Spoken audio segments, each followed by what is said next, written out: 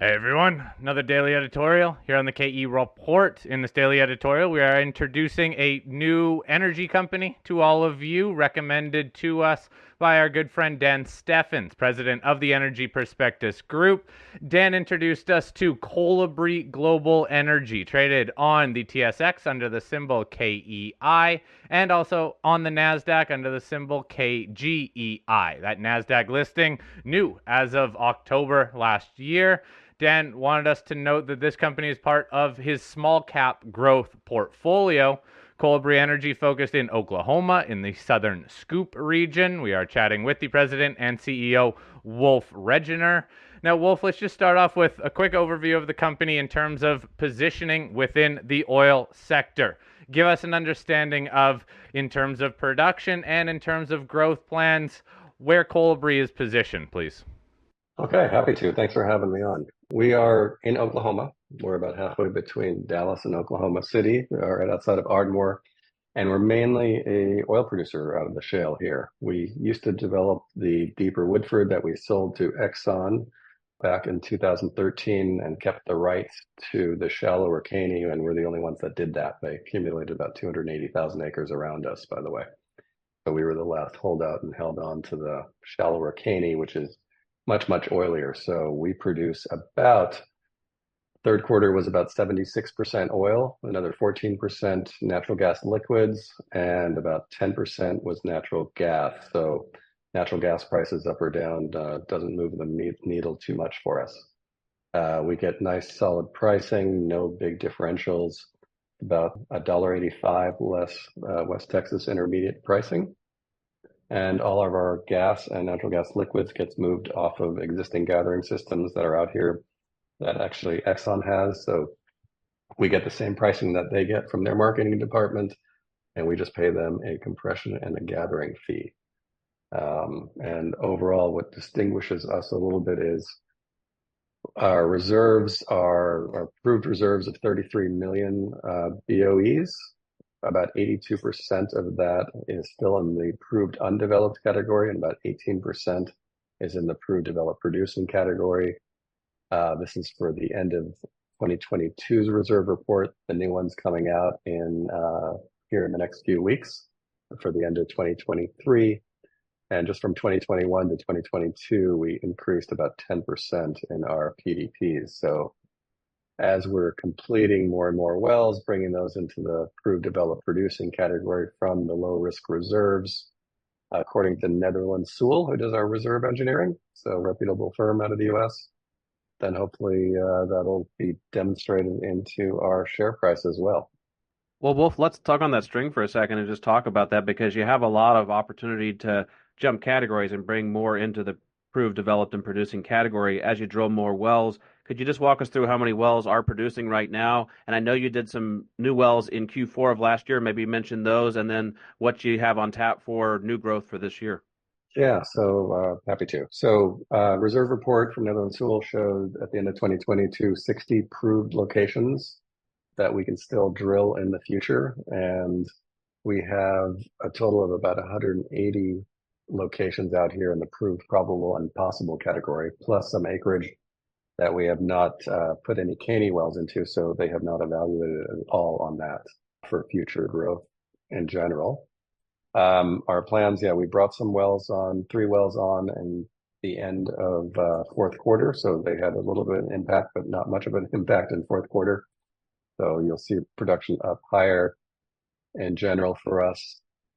Third quarter production was about 2,700 BOE a day, and early January we're producing about 3,800 BOE a day. We're looking to drill another and complete another 2 wells here in the second quarter. Hopefully early in the quarter we'll start drilling those and then complete them during the second quarter. And then we'll be looking to bring on a total of 5 wells in late third quarter, maybe early fourth quarter of this year as well. So more drilling, more growth.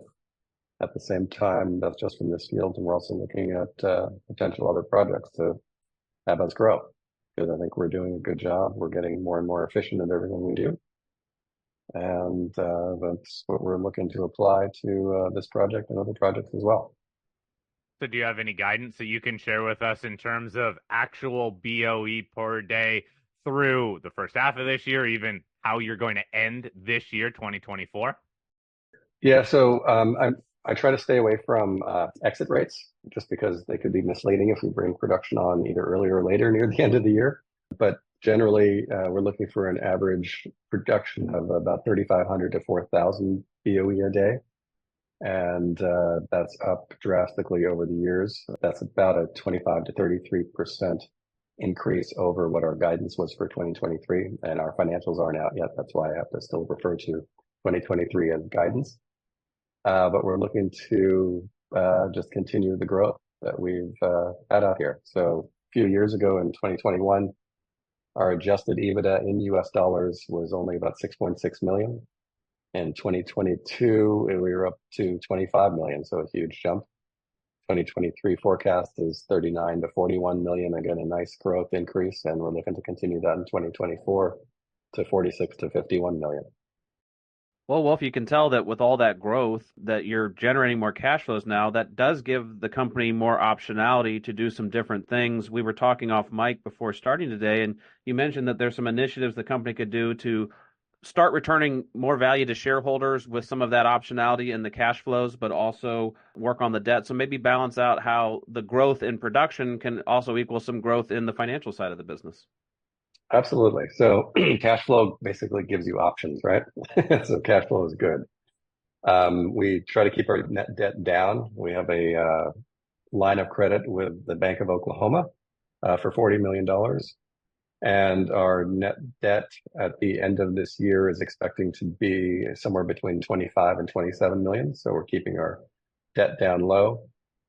Our CapEx, we're estimating to be between 33 and 39 million.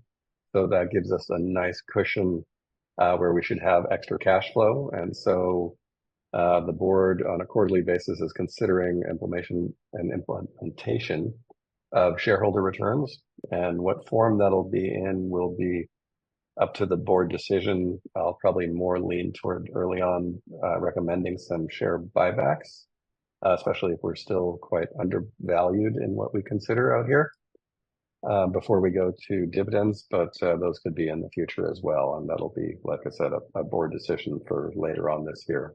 Our forecasts are also using a $72 oil price, which is nice to see right now that we're hovering around 80. So that always helps cash flow as well. So as the company focuses on some of the growth, it sounds like slow and steady growth for this year. How do you go about maintaining these higher operating netbacks? So we are fortunate that we are quite efficient in what we do, and we're fortunate that our field does not produce a whole lot of water. So we have really quite low operating expenses.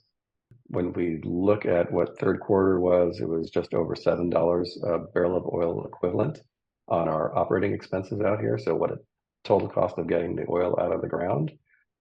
And also the higher pricing, since we're in the heart of Oklahoma. I mentioned that we get WTI West Texas Intermediate pricing less about $1.85. So that leads to high netbacks for us. Efficiencies in operation and good pricing without differential swinging all over the place, which I know happens in some areas. So our netbacks in third quarter from the field were about $43 a barrel of oil equivalent. Well, considering some of those operational advantages, if you were to expand by growing through acquisition or purchasing properties, would you stick with Oklahoma then for some of those advantages, or would you be looking further afield? What would an acquisition look like? We're fairly agnostic to where we're looking. The easiest would be right next door to us in Oklahoma, obviously, mid-continent, but we'll look elsewhere. It just has to be something that's accretive for the shareholders. We're all shareholders, and that's what we really look out for. We try to run our business in the best way, in the best fashion possible. And so anything that we do needs to be accretive. And so, where we are pricing right now, we think we're quite undervalued still. It would be harder to do an accretive transaction tomorrow, but hopefully as we're drilling and growing the company, share price kind of catches up. We could use a combination of debt and equity at some point in time, depending on the situation. We want to keep debt in a reasonable level, but when you're bringing on new assets as well, then you have a base to loan against or borrow against as well, while keeping your debt reasonable. So, Wolf, let's talk a little bit about the team at Kolibri then. Give us a little background on yourself and highlight maybe one or two other key management members, please. Sure, happy to. So I've got over 36 years of oil and gas experience, both in conventional and unconventional, in multiple different companies. I've done everything from land work to extensive operations experience to finance experience in general. Just a big overall oil and gas, everything from heavy oil, natural gas to shale gas and shale oil. Gary Johnson has over 30 years of accounting and finance experience. He is ex-Occidental Petroleum. He was their director of technical accounting. So he's been great as our CFO.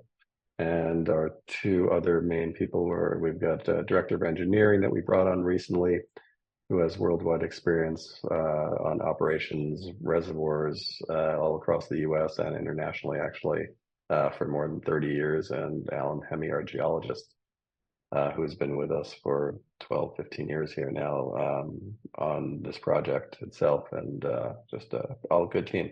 Have done a great job of getting efficiencies better and better, and making better frac jobs, and drilling wells better. I mentioned earlier that our efficiencies that we look at, we came into 2023 with a well cost all in producing through hookup of 7.2 million US. And our last two wells we drilled in 2023 were down to about 5.4 million US through different efficiencies and just trying new things and trying to get better and better at what we do. Constant improvement is the name of the game. And our team is what looks for that. Well, Wolf, on the theme of constant improvement, there seems like there's a lot of growth on tap for the company as far as production, cash flows, optionality with those cash flows. But let's talk about the financial share structure, how you're valued in the marketplace, and maybe contrast it with some, I guess, a peer comparison, whatever elements you want to highlight of why you think you're so undervalued and where the room for the re-rating could be. Yeah, I think, first of all, it's getting noticed. Excuse me. So we just uplisted to the NADSAQ in October of last year, and we're doing some more marketing this year in the US to get our name out there because we're really not that well known. And so I think we're completely underfollowed in where we are. I think we are trading, when we look at a proved asset value, we're trading at about half of what a number of our peers, our Canadian peers, I'll say, because if you look at the reserve reports, we're TSX listed. And so we do the reserve reports that are up to Canadian standards. And so we compare ourselves to the Canadian side of things, and people can find that on our website, where we compare ourselves to a number of other Canadian peers, where we stack up quite well, where the average trades at about 44% of the net asset value. And we're trading at about 22% of that on a proved in net asset value, I should say, based on everyone's third-party engineering reports. So as we drill more, we get more attention. People realize that we can convert all these proved reserves into proved developed producing. That gap should start narrowing.